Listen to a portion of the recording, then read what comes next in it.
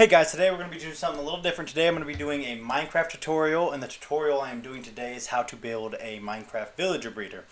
This is the villager breeder that I use in my Crafting Cordell series. I did not create this design. I don't know who created the design. I just know the person that I watched when I wanted to learn how to create a villager breeder was Wattles. So if you want to go check out a whole lot more tutorials and stuff, go check him out. But today I'm going to recreate it for you guys. And maybe I can explain it a little bit differently or help you guys understand a little bit better. Who knows? So here's all you're going to need to create this villager breeder. It's very basic, very simple, not that hard at all. Obviously, if you're in survival world, you're going to have to find a village, get a couple of villagers before you can do this. So the first thing that we need to grab is we need to grab all this redstone stuff. Yay, fun redstone stuff. So first thing we're doing is we're going to place a redstone, or we're going to go dig one down. We are going to place a rail here and here. Over, we're going to place another rail, and we're going to place, oh, we don't need this. Let me get a dirt block here. Place this powered rail right here, and we're going to place the dispenser right in front of it, and we're going to put a button on the back and place the minecart in there. Now here, we are going to place the redstone block right above the minecart. And then on top of the redstone block, we are going to place a powered rail. Now the rails, depending on how far you want to go,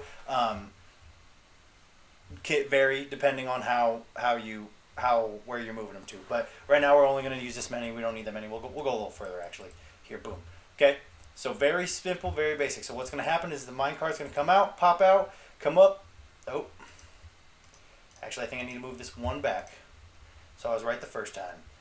Boom, boom, grass block, powered rail, dispenser, button on the dispenser, and we need another minecart, unfortunately. We'll grab two just in case I mess up again. Okay. And inside the dispenser goes a minecart. We're going boom. What's going to happen is one minecart goes out, boom, comes up the top, and that's what's going to grab the villagers as we go out. All right, now that we've done that, and we replace this, that's how the villagers are going to get moved once you breed them. We are going to grab the glass blocks, the smooth stone. Doesn't have to be smooth stone. It can be any building block you want. I'm just using smooth stone because I think it looks the cleanest. We're going to grab all four of the beds, okay? We no longer need these. I'm only going to grab one because I'm in creative, but you need 4 beds.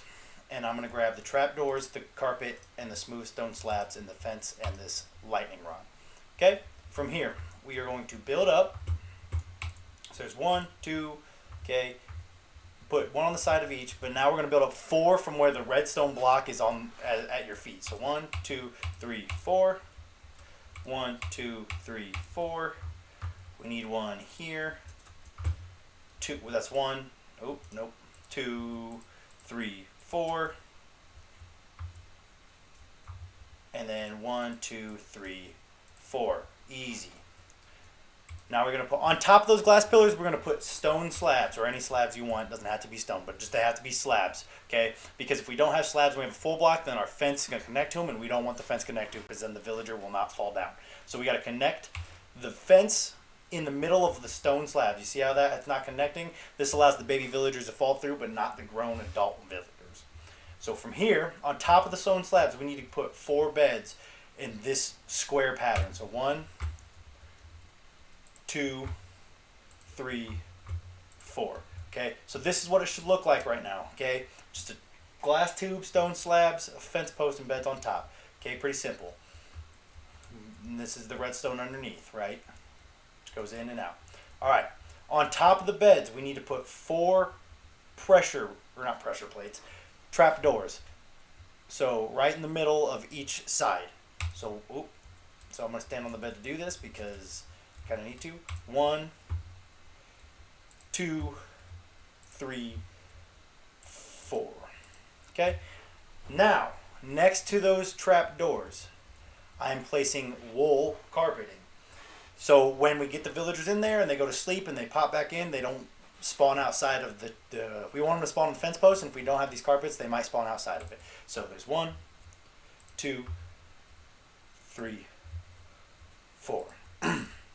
Okay, that's the next layer. On top of the beds go the trapdoors and the carpet. Now, I don't know if this next part is necessary, but I know that I did it in my world and it works just fine. I have no problems with it. But since villagers are too tall, I'm afraid that they'll escape somehow. So they might jump off or something.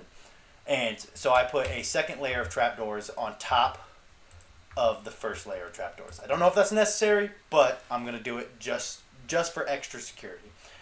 This next part isn't necessary if you're building this indoors. But if you're building it outside in the open, then we need to do this because it'll save you a bunch of headache in the future. So we're going to build a few blocks up above the fence post. So these blocks are temporary right now that I'm placing. Okay, I'm going to go one more. And on top of these blocks, I'm putting a lightning rod. So if you don't have this lightning rod and out of nowhere a lightning bolt happens to strike where your villagers are standing, okay, it's unlikely, but it might happen, then your villagers will turn into witches and your villager breeder becomes broken. Okay, so before we put the villagers in the breeder, this is what it looks like. Okay, this is an empty villager breeder, but it's the construction part is done.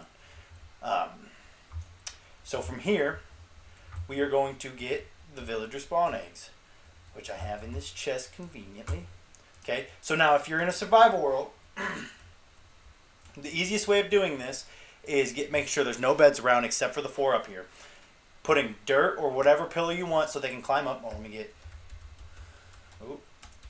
change it to daytime so we don't have anything, so it's nice and bright. But you put whatever building block so they can climb up into these beds, so when it turns nighttime, they can walk up it, they'll fall asleep in these beds. Once they fall asleep, you have 2 villagers falling asleep in these beds, break all the blocks around it, so the only place they can spawn, or when they wake up, is right here on the fence post. So what we're going to do is we're going to boom, and then I'm going to do this because it's already one. Where did that villager go? I know I clicked it. Is there 2 villagers here? Is there just 1? Oh, there's 2.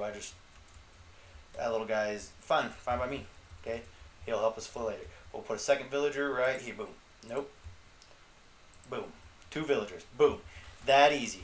Okay. Now from here, we're gonna get those carrots I have in this chest. Okay. So it doesn't have to be carrots. It can be pretty much any food item, or I use carrots or potatoes. Wheat also works. I know. I think bread works as well.